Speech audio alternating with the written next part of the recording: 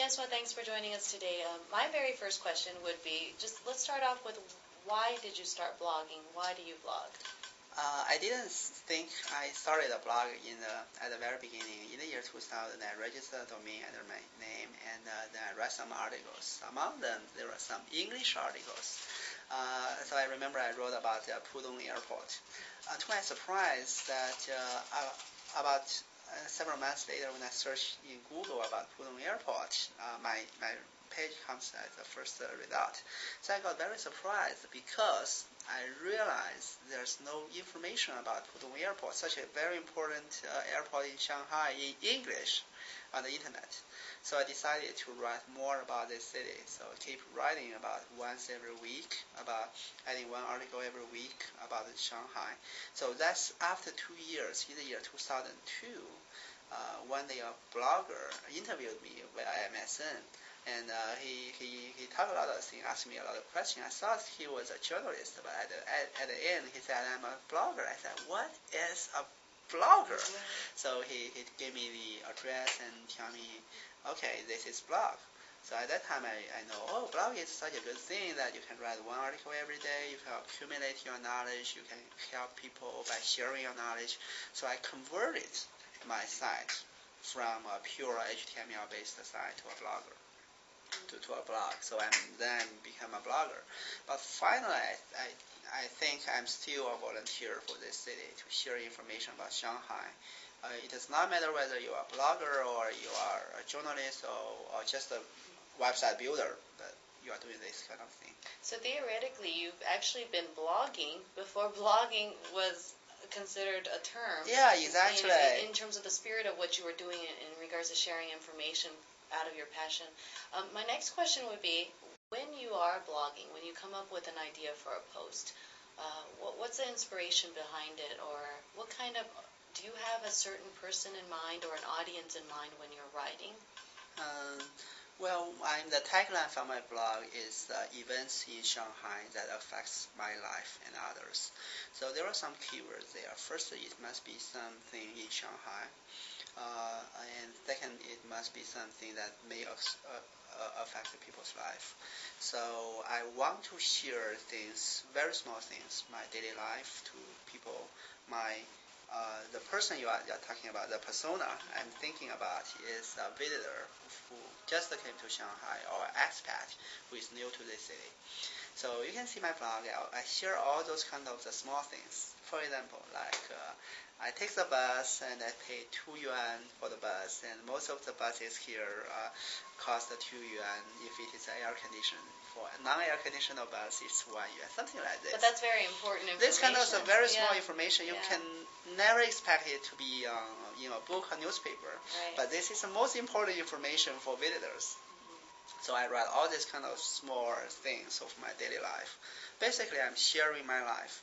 I don't know what they need actually, but I share my life. I tell them exactly the details of how I live in the city, like taking taxis, a lot of things. And this kind of information helps them a lot. Let me tell you one story. Like one day, I suddenly found I have nothing to write. So I think when I write, so I just saw a picture with with 119 on it, the fire emergency number. So I wrote an article that emergency numbers in Shanghai. If there's a fire, call 119. Do not call 911. It does not work here in China. If there is, you can call 110 for police assistance, something like this. To my great surprise, I thought it's just a common sense, right? To my greatest surprise, there were so many comments on that short post. And someone commented like, I'm in Shanghai for 6 years, for 3 years, but I never know that. And some people said, oh, we threw all the hats to the air and salute to Mr. Wang because you tell me the so important information. I was shocked. I said, you didn't know that. Right. They said, how we can know that? So this kind of small things change. I think what I'm doing is just to collect those kind of small things that most people ignore and present it. Do you feel a pressure to blog? Is this something that you fit into your schedule, or is it just, does it come naturally to you? You know, if you don't go a day without blogging, do you feel like a pressure, or is this something you really enjoy doing and you look forward to? It changes over time. As everyone, the first 3 months is really painful. That you do not have the habit to write a blog, and the most importantly, at that time, no one read your blog. For me, for example, today I have a good reason to write because every article I know there are thousands of people waiting for that article, so it's easier for me to keep doing that. But at the very beginning, when you write a blog, you know there are just 1 to 2 readers, sometimes 0 readers. Right. You write for 3 months, but no one is really reading it. So you start to worry and start to think, why I'm doing this? So that's very tough period for most of the bloggers after they blog for 1 month to 2. Now, what advice would you have? There are actually a lot of bloggers like that who are probably listening who are either from China or even outside. We are all in the same boat. What advice do you have for them to get over that period? So I think the most important question to ask is why you blog. If you blog for readership, chances are you will give up. Because if someone read your blog is the most important thing for you, at the very beginning, it's very hard for you to get a readership. Some people, even after 1 year, they were just your parents or your friends are reading it. No one else is reading it. So I think for me, my advice is never write because you want people to read it. At the very beginning, I think my goal is to record something, to write something every day to help me accumulate some knowledge.